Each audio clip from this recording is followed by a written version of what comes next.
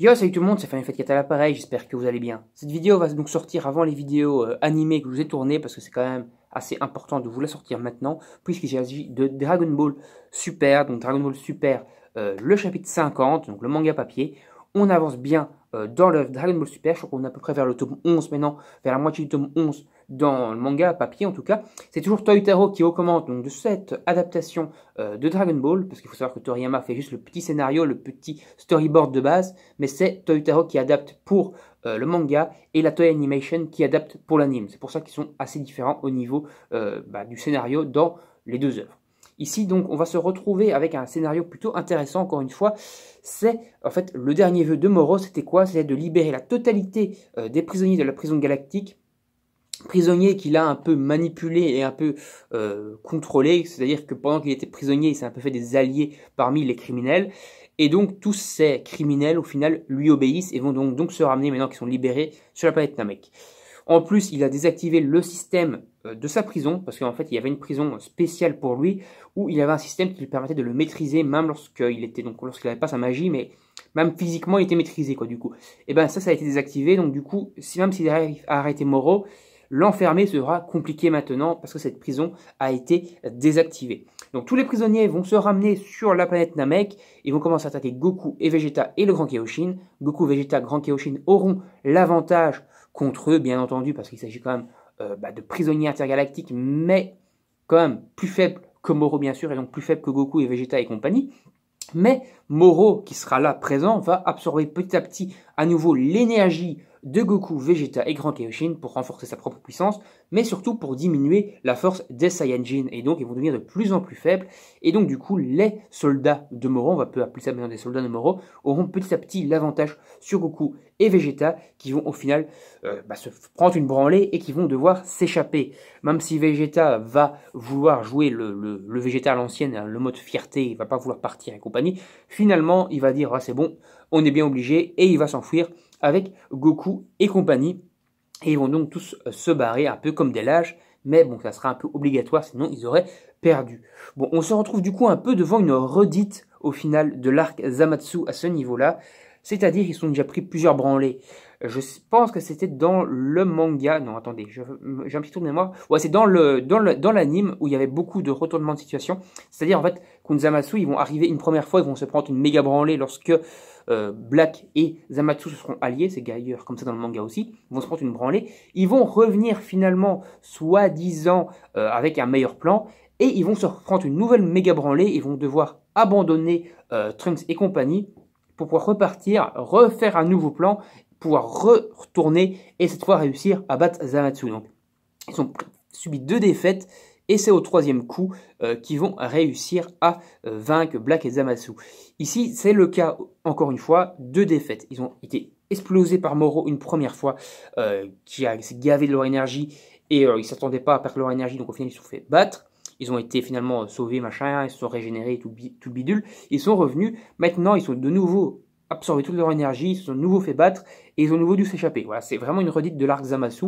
Après, c'est pas spécialement si mal parce que l'arc Zamatsu était quand même un très bon arc, mais c'est un peu du repompage. Voilà, c'est peut-être un petit défaut qu'on pourrait signaler pour cet arc parce que s'inspirer quand même d'un truc qui est arrivé il y a 2 arcs, c'est peut-être un peu abusé, mais ça permet justement de montrer que Moro est overpuissant parce que Goku et Vegeta, qui sont censés être des ennemis, des adversaires plutôt invincibles, les meilleurs Saiyajin, les machins, ils sont occupés limite à dépasser Bijos et Dieu de la destruction et tout le bazar, et ils se sont déjà fait battre 2 fois par le même adversaire, et ça c'est quand même assez chaud à signaler.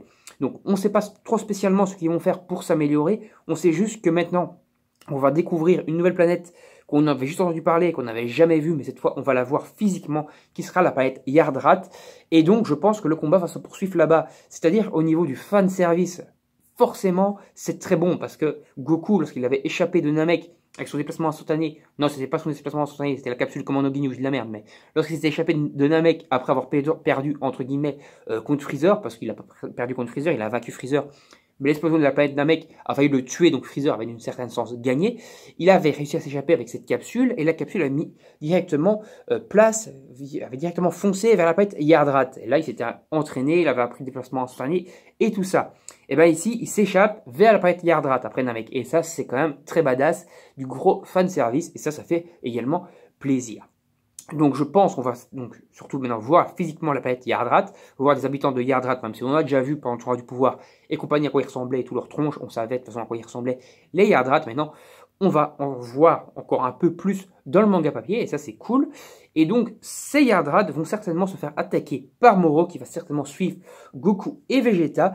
Et est-ce que le combat final aura lieu là? Je ne pense pas, moi je pense qu'il va encore limite avoir éventuellement une défaite de Goku, bon ça serait, et Vegeta, ça serait encore un peu abusé, parce que ça ferait 3 fois qu'ils se font battre par le même adversaire, et qui vont donc fuir vers la planète Terre, et que sur la planète Terre, il y aura le combat final.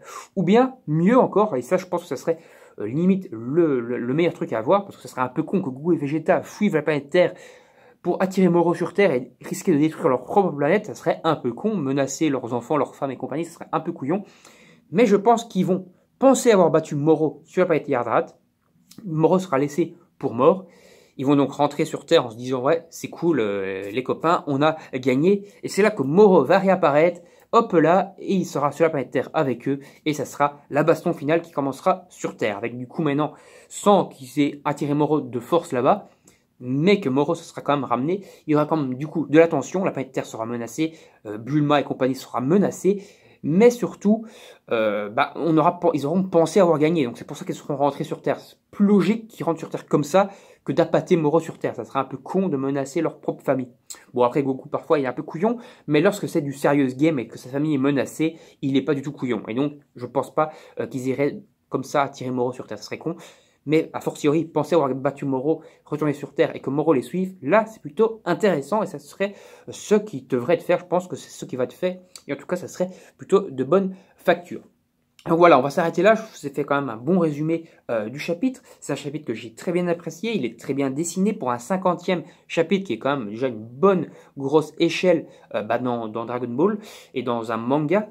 On a eu du bon. Voilà, cet arc pour l'instant promet du très lourd. On est déjà, je crois, au 7e ou 8e chapitre de cet arc-ci. Si on continue sur ces pistes-là et qu'on continue avec les pistes que j'ai l'impression qui commencent à se dissimuler, on devrait être à peu près à la moitié, voire même à moins de la moitié de l'arc. Donc je pense qu'on va encore peut-être avoir 10 chapitres, et ça c'est cool, ça permet de faire un gros arc qui va faire plusieurs tomes, et ça serait intéressant, parce que même le tournoi du pouvoir avait beau être un gros arc, il a été rushé de ouf, surtout dans le manga papier, et donc au final c'était pas si long que ça, je crois qu'il durait un peu moins de 4 tomes.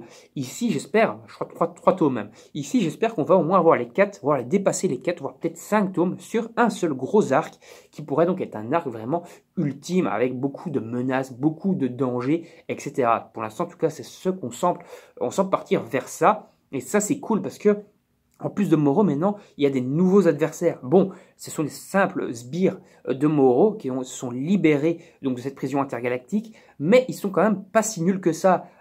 La plupart d'entre eux, même s'ils se font battre par Goku et Vegeta, ils arrivent quand même un peu à faire le café, certains.